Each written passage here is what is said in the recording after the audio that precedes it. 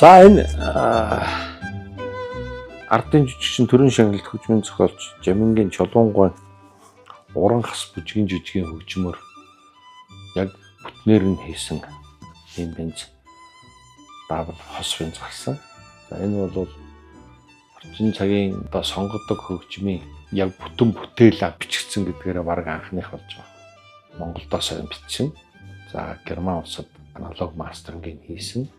Дууралтын хувьд маш гоё цэвэрхэн одоо ийм гоё бүтээл гарсан байгаа.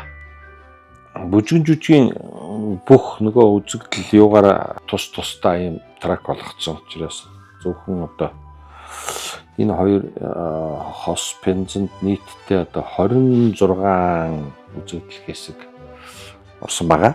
Сонсоход бол маш гоё. Бензинээр тавиад үчихэд маш гоё маш гоё дуурдаг, маш гоё дууралттай. Одоо сүүлийн залуус маань маш худалдаж авч байгаа ийм сайхан бүтээл болсон шүү.